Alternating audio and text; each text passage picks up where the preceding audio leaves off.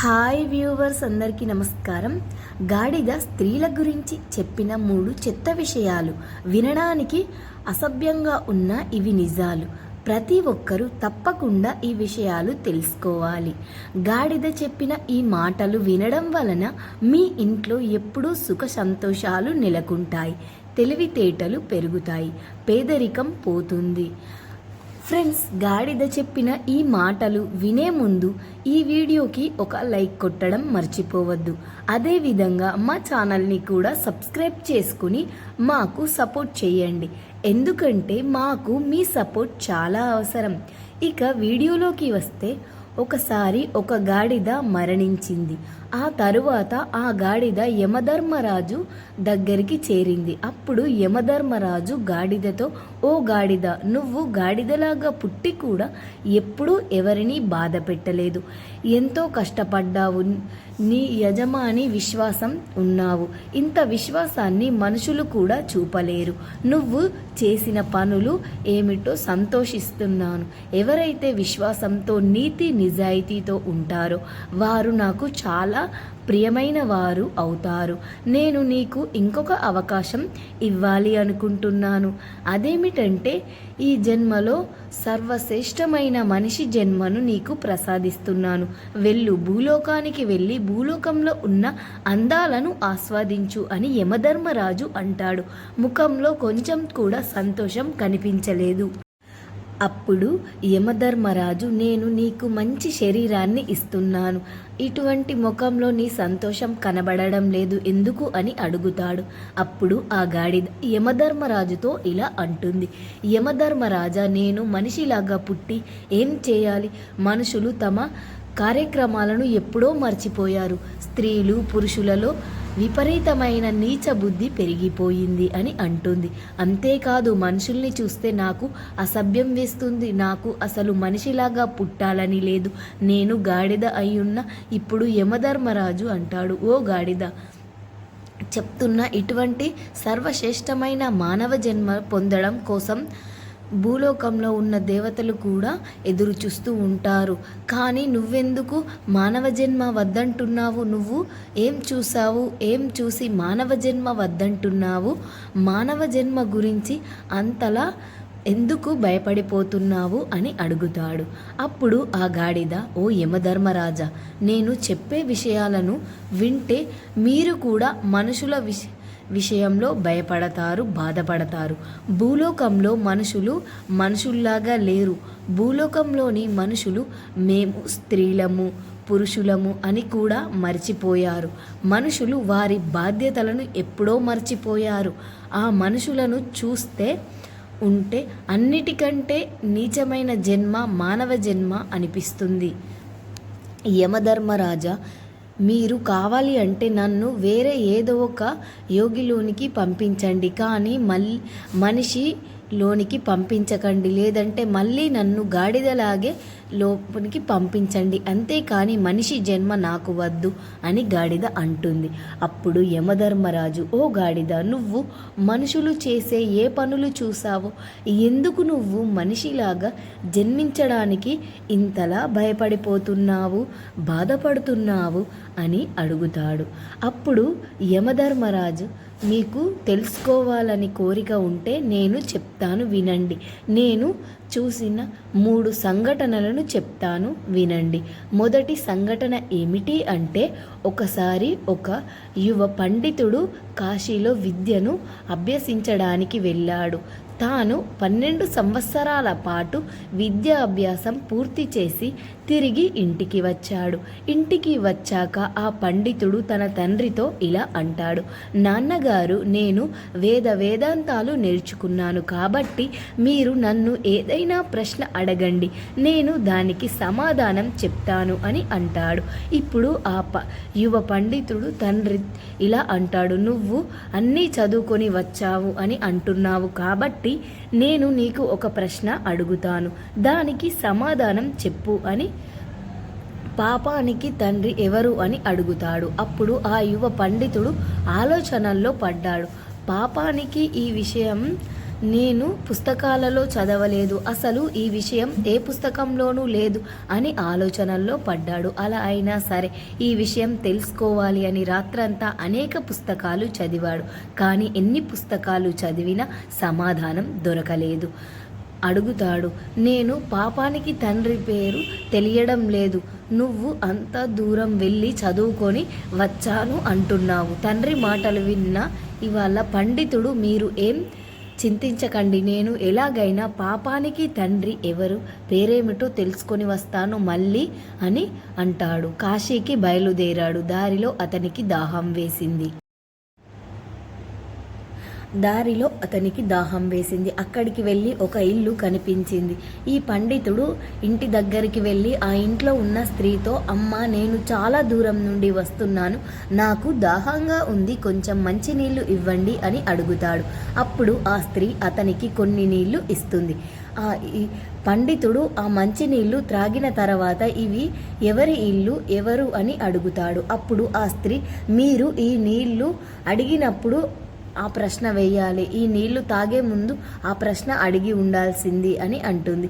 ఇప్పుడు ఎందుకు అడుగుతున్నావు కనుక నేను చెప్తున్నాను, ఈ ఇల్లు ఒక వేశ్యది, నేను ఒక వేశ్యను అని అంది.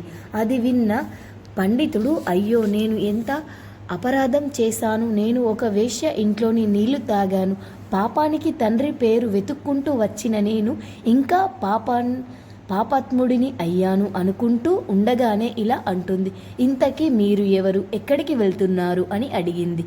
దానికి ఆ పండితుడు మొత్తం విషయం అంతా కూడా ఆ వేశ్యతో చెప్పి, నేను పాపానికి తండ్రి పేరు తెలుసుకోవడానికి కాశీకి వెళ్తున్నాను అని అన్నాడు. అప్పుడు ఆ వేశ్య, ఇతను 12 సంవత్సరాలు కాశీలో చదువుకొని అయినా కూడా పాపానికి తండ్రి పేరు ఏమిటో తెలియదు, ఇప్పుడు కాశీకి వెళ్ళి మాత్రం ఆ తండ్రి పేరు ఎలా తెలిసిపోతుంది అతని మనసులో అని అనుకుంటుంది. పండితుడు ఎలాగోలా నా దగ్గరకు వచ్చాడు కాబట్టి ఆ సమాధానం ఏమిటో నేనే ఇతనికి చెప్తే సరిపోతుంది కదా అని ఆలోచించింది. ఆ వేశ్య ఆ పండితుడితో, మహాత్మా, నీవు పాపానికి తండ్రి పేరు తెలుసుకోవాలని అనుకున్నట్లయితే మీరు కాశీకి వెళ్ళవలసిన అవసరం లేదు, పాపానికి తండ్రి పేరు నేనే నీకు చెప్తాను అని అంది. అప్పుడు ఆ పండితుడు, నువ్వు నాకు ఆ పేరు చెప్పాలి అంటే నేను అంత దూరం వెళ్ళాల్సిన పని ఉండదు, అదేమిటో త్వరగా చెప్పు అని అంటారు. ఓ మహాత్మా, నేను మీకు ఆ పేరు చెప్తానులే గాని మీరు చాలా నీరసంగా ఉన్నారు, చాలా దూరం నుండి నడిచి వచ్చారు, అందువలన మీరు కాసేపు ఇక్కడ విశ్రాంతి తీసుకోండి, ఈలోగా నేను మీకు భోజనం సిద్ధం చేస్తాను, మీరు భోజనం చేసిన తర్వాత మీకు ఆ సమాధానం చెప్తాను అంది. అప్పుడు ఆ పండితుడు, నేను మీ ఇంట్లో ఎలా భోజనం చేస్తాను, నువ్వు ఒక వేశ్యవి, భోజనం చెయ్యను, అక్కడ మంచినీళ్ళు తాగేందుకు కూడా ప్రయత్నించకూడదు ఇలా అంటాడు. మంచినీళ్లు తాగినందుకే నేను ప్రాయశ్చిత్తాన్ని చేసుకోవాలి అని అన్నాడు. ఆ మాటలు విన్న వేశ్య, నేను మీకు బియ్యం, పప్పు, నూనె, కూరగాయలు అన్నీ ఇస్తాను, మీరు స్వయంగా భోజనాన్ని తయారు చేసుకొని తినండి అని చెప్పింది. అప్పుడు ఆ పండితుడు, నువ్వు ఒక వేశ్యవి, నేను మీ ఇంటి నుండి ఒక బియ్యం గింజను తీసుకోవడానికి కూడా సిద్ధంగా లేను అని అన్నాడు. అప్పుడు, ఓ మహాత్మా, నువ్వు ఇవి నా చేతిలో నుండి తీసుకున్నావు అంటే నేను మీకు 5 బంగారు నాణాలు ఇస్తాను అంది. దాంతో ఆ పండితుడు, అక్కడ నన్ను ఎవరు చూడట్లే, సరే ఇక్కడ ఎవరికీ నేను తెలియదు అని ఆలోచించి ఆమె చేతిలో నుంచి ఈ బంగారు నాణాలు తీసుకొని ఆ వయస ఇచ్చిన ఆహార పదార్థాలు తీసుకున్నాడు. ఆ పండితుడు వంట చేసుకోవడానికి అన్నీ సిద్ధం చేసుకుంటూ ఉన్నాడు. ఇంతలో ఇంట్లో నుంచి వేశ్య బయటకు వచ్చి, నేను ఇచ్చిన బియ్యం ఇవన్నీ కూడా తీసుకున్నారు, అట్లాంటప్పుడు నా చేతులతో వండి పెడితే ఏం అవుతుంది అని అంటుంది. దానికి ఆ పండితుడు, నేను నీ చేతితో ఇచ్చిన మంచినీరు తాగను, బియ్యం తీసుకున్నాను, ఇంతకు మించి ఎక్కువ ఆశించవద్దు అని అంటాడు. ఆయనకి ఆ వేశ్య, మీరు నా చేతిలో వండిన భోజనం తింటే అంటే మీకు ఇంకొక 5 బంగారు నాణాలు ఇస్తాను అని చెప్పింది. దాంతో ఆ పండితుడు, ఇక్కడ భోజనం చేస్తే ఎవరు 5 నాణాలు వస్తాయి, ఇప్పుడు మొత్తం నా దగ్గర 10 నాణాలు అవుతాయి అని ఆశించాడు. ఇలా చేస్తాడు. నీ చేతిలో వండిన భోజనాన్ని తింటాను, కానీ నువ్వు స్నానం చేసిన తర్వాతే వంట చెయ్యి అని అంటాడు. ఆ వేశ్య అలాగే అని చెప్పి స్నానం చేసి భోజనాన్ని సిద్ధం చేసుకొని వచ్చి ఆ తర్వాత ఆ పండితుడికి భోజనం వడ్డిస్తూ ఉంటే ఆ పండితుడు, నువ్వు వడ్డించవద్దు, నేను వడ్డించుకొని తింటాను అని అంటాడు. అప్పుడు ఆ వైశ్య, నీకోసం కదా ఈ భోజనాన్ని తయారు చేశాను, నేను నీకు వడ్డిస్తే ఏమవుతుంది అని అంది. లేదు, నువ్వు వడ్డించిన భోజనాన్ని నేను తినను అని అంటాడు పండితుడు. అప్పుడు నువ్వు నా చేతిలో అన్నం పెడుతుంటే నీకు ఇంకొక 5 బంగారు నాణాలు ఇస్తాను అని అంటుంది. సరే అంటాడు పండితుడు. దాంతో ఆమె భోజనం వడ్డించి ఆమె చేతులతో పండితుడికి తినిపిస్తుంది. అలా తినిపిస్తూ అతని భుజం మీద చెయ్యి వేస్తుంది. పండితుడికి విపరీతమైన కోపం వచ్చింది. నువ్వు చాలా అపరాధం చేశావని మండిపడ్డాడు. అప్పుడు ఆ వైశ్య ఇలా అంటుంది, ఓ మహాత్మా, నేను ఎట్లాంటి అపరాధం చేశాను? నువ్వు వెతుక్కుంటూ వచ్చిన దానికే సమాధానం చెప్పాను. నిజానికి అపరాధాలన్నీ నువ్వు చేశావు.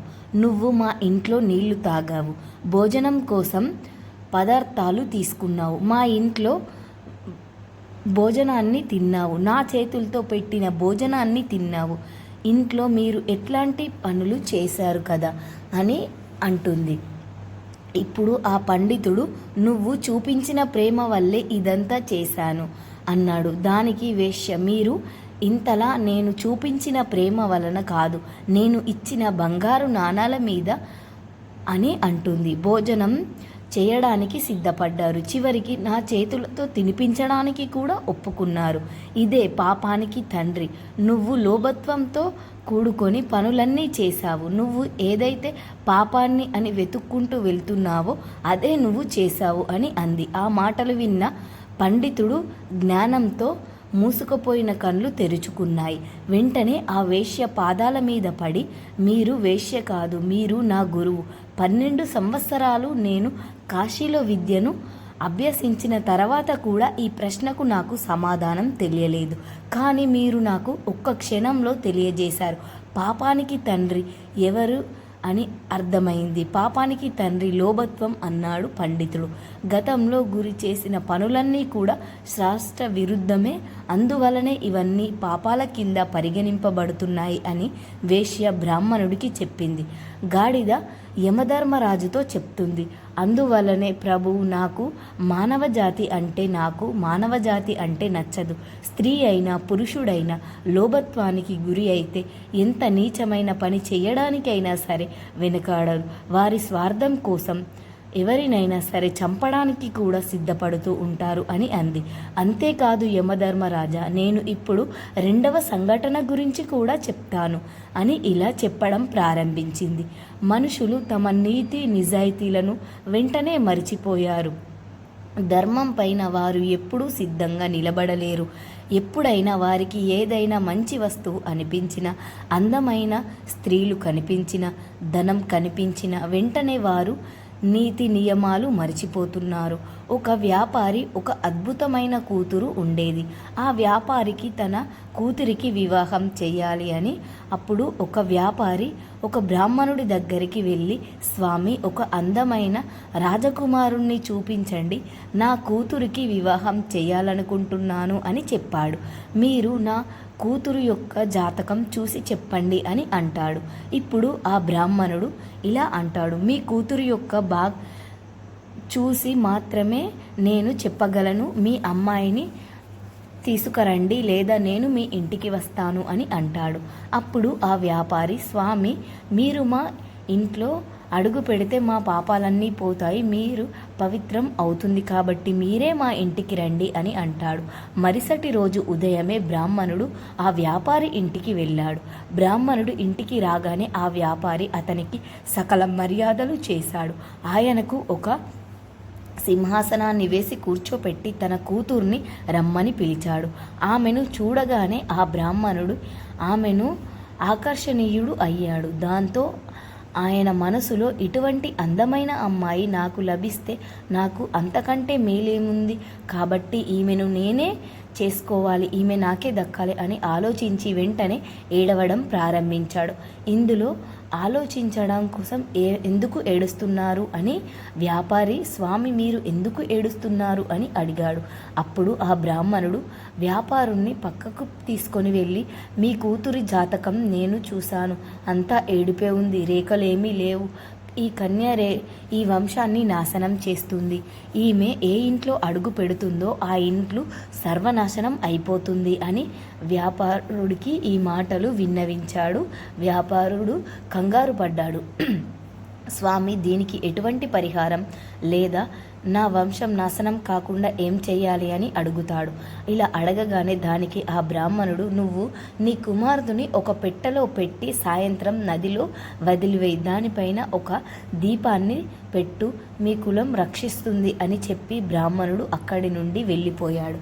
ఇక ఆ బ్రాహ్మణుడు ఎందుకలా చెప్పాడు అంటే ఖచ్చితంగా ఆ వ్యాపారి తన కూతుర్ని నదిలో వదిలేస్తాడు. అప్పుడు ఆ పెట్టెలో తీసుకొని అందులోని ఆ అందమైన అమ్మాయిని విడిపించుకుంటే ఆ కన్య నా సొంతమవుతుంది అని అనుకుంటాడు. ఇక వెంటనే ఆ బ్రాహ్మణుడు నగరంలో ఉన్న నది ఒడ్డున ముందుగానే వెళ్ళి కూర్చున్నాడు. మరొక పక్క ఆ వ్యాపారి చాలా బాధపడుతూ తన కుమార్తెను బ్రాహ్మణుడు చెప్పిన విధంగా ఒక పెట్టెలో పెట్టి దానిపై ఒక దీపాన్ని ఉంచి నదిలో వదిలేశాడు. అలా పెట్టిన దాంట్లో నీళ్లు తేలుతూ వెళ్తూ ఉంది. బ్రాహ్మణుడు తన 4 శిష్యులను తీసుకొని వెళ్ళి నదిలో ఒక పెట్టె వస్తుంది. ఆ పెట్టెను తనకు తెచ్చి ఇవ్వమని ఆ వ్యాపారి తన కూతుర్ని నీటిలో వదిలి వెళ్తాడు. కానీ అక్కడ ఏం జరిగింది అంటే ఒక రాజకుమారుడు గుర్రంపై నది ఒడ్డున వేటకు వెళ్తూ నది ఒడ్డున వేటకు వచ్చాడు. రాజకుమారుడి గుర్రానికి చాలా దాహం వేస్తుంది. దానితో రాజకుమారుడు ఆ నది నీళ్లు కోసం అనుకోకుండా వచ్చాడు. రాజకుమారుడి యొక్క దృష్టి ఆ పెట్టెపై పడింది. రాజకుమారుడు తన సైనికులతో ఆ పెట్టెను తీయించాడు. ఓపెన్ చేసి చూస్తే అందులో అందమైన చాలా అద్భుతమైన అమ్మాయి ఉంది. రాజకుమారుడు ఆ అమ్మాయిని చూడగానే ఆ అమ్మాయి పట్ల ఆకర్షణీయుడై రాజకుమారుడు వెంటనే ఆ అమ్మాయిని భార్యగా వివాహం చేసుకున్నాడు. ఆ తర్వాత రాజకుమారుడు అందులో ఆ అడవిలో పందిని పెట్టి ఆ దీపాన్ని యథావిధిగా పెట్టి ఆ నదిలో వదిలిపెట్టాడు. ఆ పెట్టెలో కొంచెం దూరం వెళ్ళగానే ఆ బ్రాహ్మణుడు తన శిష్యుల సహాయంతో ఆ పెట్టెను బయటకు తీశాడు. ఆ పెట్టెను తీసుకొని వెళ్ళి తన కుటీరంలో పెట్టుకొని చెప్పాడు. ఆ పెట్టె తర్వాత బయటకు తీయవద్దని ఎంతమంది చెప్పినా కూడా తీయద్దని చెప్పాడు. ఆ లొల్లి కూడా వినిపించినా తీయద్దని చెప్పాడు. నేను కానీ ఇంకెవరైనా మాటలు వినిపించినా కూడా మీరు ఎట్టి పరిస్థితుల్లోనూ కూడా గొల్లెం తీయవద్దని చెప్పాడు. తాను లోపలికి వెళ్ళి పెట్టెను తీశాడు. అంతే, అందులో నుంచి ఒక అడవి పంది బయటకు వచ్చింది. వెంటనే ఆ బ్రాహ్మణుడు బాగా అరవటం ప్రారంభించాడు. తలుపులు మూసివేసిన శిష్యులు ఎంత బ్రతిమిలాడినా కూడా ఎవరూ తలుపులు తీయలేదు. చివరికి ఆ అడవి పంది ఆ బ్రాహ్మణుణ్ణి చంపేసింది. కాసేపటికి శబ్దాలు వినిపించకపోవడంతో బయట ఉన్న శిష్యులు తలుపులు తీసి చూసేసరికి ఆ గురువు చచ్చిపోయి ఉన్నాడు. ఆ పంది కూడా అక్కడి నుండి వెళ్ళిపోయింది లేదా పారిపోయింది. ఇలా అసభ్యంగా ప్రవర్తించిన బ్రాహ్మణుడు తన నీతి నియమాలను మరచిపోయిన లోభం వలన అతనికి ప్రయత్నించాడు కాబట్టి నమ్మి వచ్చిన వాడిని మోసం చేశాడు. చివరికి తను మరణాన్నే పొందాడు అని అంటాడు. అందుకే యమధర్మరాజా, ఇట్లాంటి నీచ మనుషుల శరీరాన్ని ధరించడానికి నాకు అస్సలు ఇష్టం లేదు అని అంది. గాడిద చెప్పింది. ఇప్పుడు యమధర్మరాజు, నువ్వు ఇదంతా చెప్తున్నావు సత్యమే. మానవులు ఎందరో ఉంటారు, నమ్మకం ఉంచుకుంటారు కదా. ఎవరి మీద నీ నీతి మర్చిపోయి ఉన్నది అని అర్థం చేసుకోవడం లేదు. మనుషులు తప్ప మిగతా అన్ని జీవులు కూడా ప్రకృతి యొక్క నిబంధనలు పాటిస్తూ ఉన్నారు అని కేవలం మనుషులు మాత్రమే నీతి నియమాలు మర్చిపోయి ఉన్నారు. ఎవరిపైన విశ్వాసాన్ని చూపిస్తుంటామో అంటారో యమధర్మరాజుతో నేను ఇప్పుడు 3వ కథ కూడా మీకు చెప్తాను అని వినండి అని అంది. ప్రపంచంలో మనుషులు ఎంత నీచంగా ఉన్నారు అంటే ఒక రాజు వేట కోసం అడవికి వెళ్ళాడు. అప్పుడు అతనికి చాలా దాహం వేసింది. అటు చూడగా ఒక రైతు పొలంలో పనిచేస్తూ ఉన్నాడు. అయితే కనిపించాడు. నాకు చాలా దాహంగా ఉంది, కాస్త నీళ్లు ఇవ్వండి అని అడిగాడు. కానీ రైతు దగ్గర మంచి నీళ్లు లేవు. కానీ రైతు తన పొలంలో పండించిన పుచ్చకాయలను ఇస్తాడు. రాజు పుచ్చకాయని తిని రాజుకి దాహం తీరింది. ఆ రాజు పుచ్చకాయ రసాన్ని తీసుకొని తాగుతాడు. దాంతో రాజు దాహం తీరుతుంది. అప్పుడు తర్వాత రాజుతో ఇలా అంటాడు, రైతుతో ఇలా అంటాడు, నువ్వు ఎంత పన్ను చెల్లిస్తున్నావు అన్నాడు. ఇలా అడిగాడు. అప్పుడు ఆ రైతు, మహారాజా, నేను రూపాయిని పన్నుగా చెల్లిస్తూ ఉన్నాను అని చెప్పాడు. రాజు వెంటనే, ఇంత పెద్ద పంట పండించిన కేవలం 1 రూపాయి మాత్రమేనా చెల్లిస్తూ ఉన్నావా అని అన్నాడు. వెంటనే మంత్రిని పిలిపించి రోజు నుండి రైతుల పన్నులు పెంచండి అని చెప్తూ ఉన్నాడు. ఒక్కరోజు మళ్ళీ రాజు వేటకి వెళ్ళాడు. రాజుకు మళ్ళీ దాహం వేసింది. ఆ రాజు అదే రైతును తాగడానికి నీళ్లు అడిగాడు. అప్పుడు ఆ రైతు ఒక పెద్ద పుచ్చకాయను కోసి ఇచ్చాడు, తాగమని ఇచ్చాడు. పుచ్చకాయ నుండి ఎక్కువ రసం రాలేదు. వెంటనే రాజు, ఇంకొక పుచ్చకాయ కావాలి మంత్రి అని చెప్పాడు. ఇంకొక పుచ్చకాయ కొని రసం ఇచ్చాడు. అందులో నుంచి కూడా ఎక్కువ రసం రాలేదు. ఇలా 4-5 పుచ్చకాయలను రసాన్ని తాగినా కూడా ఆ రాజు యొక్క దాహం తీరడం లేదు. అప్పుడు ఆ రాజు, ఇదేంటి, ఎన్ని పుచ్చకాయలు తాగినా దాహం తీరడం లేదు, కానీ ఆ రోజు 1 పుచ్చకాయ తాగగానే దాహం తీరింది అని మంత్రితో అంటాడు. ఇప్పుడు మంత్రి, మహారాజా, పుచ్చకాయలో రసం ఎండిపోయింది. ఎందుకంటే మీరు పుచ్చకాయలోని రసాన్ని చూసి రైతుపై అభ్యాసాన్ని పెంచారు. అక్కడ మీ వక్రబుద్ధి చూపించారు. మీరు చేసిన పనికి భూదేవి లోపలి ఈ రసాన్ని మొత్తం దాచేసుకుంది. అందుకే ఎండిపోయి ఉంది. బాధ్యతతో వ్యవహరించాలి, బాధ్యతగా ఉండాలి అని చెప్తుంది. ఈ చెడు ఆలోచనలు ఎదుటి వ్యక్తులను కూడా చెడ్డగా మార్చేస్తాయి. అది ప్రకృతి నియమం అని మంత్రి రాజుతో తాను చేసిన తప్పు గురించి తెలియజేశాడు. నేను కూడా అంగీకరిస్తూ ఉన్నాను, కానీ అందరూ ఇట్లాంటి వారు ఉండకపోవడం సరైనది కాదు కదా. మంచి మనుషులు కూడా ఉంటారు, భూలోకంలో ఉన్నారు. నువ్వు చెడ్డవాళ్ళను చూసి ఈ విధంగా మాట్లాడుతూ ఉన్నావు. ఎవరు ఏ విధంగా కర్మలు చేస్తారో ఆ విధంగానే ఉంటారు అని యమధర్మరాజు చెప్పాడు. నువ్వు ఒక మంచి దేవత అవతారంగా ఉండు అని చెప్తాడు. అప్పుడు ఆ గాడిద ఒక అందమైన దేవత అవతారాన్ని పొంది ఉంటుంది. ఇక మా వీడియో మీకు నచ్చితే లైక్ చేయండి, షేర్ చేయండి, అలాగే మా ఛానల్ని సబ్స్క్రైబ్ చేసుకోండి. మీ అందరికీ ధన్యవాదములు.